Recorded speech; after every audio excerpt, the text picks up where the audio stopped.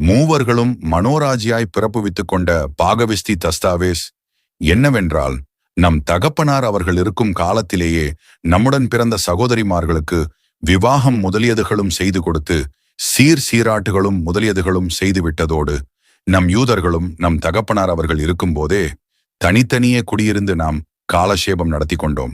அவரவர்கள் லாப நஷ்டம் அவரவர்களுக்கே பாத்திபப்பட்டது. நம் தகப்பனார் அவர்கள் பேருக்குள்ள ஸ்தாபர சங்கம சொத்துக்கள் அவர்கள் இருக்கும் வரை அவர்கள் அனுபவித்து வந்தார்கள்.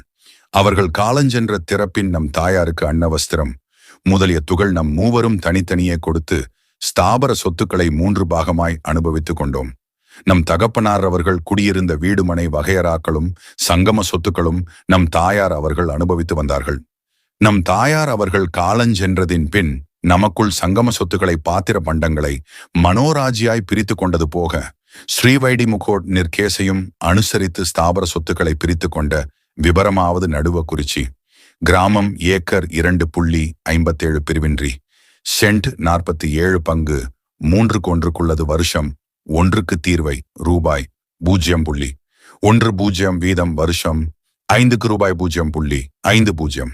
இது எங்க இடம், எங்க கோவில் என்று 3 பேர் சண்டை போடுகிறார்கள். பிறகு கோவிலில் இருந்து பிடி மண் எடுத்து விவசாயி மகனுடைய வீட்டுல கொல்லைப்புறம் முத்தத்தில் கொண்டு போய் பிடிமண்ண போடுகிறார்.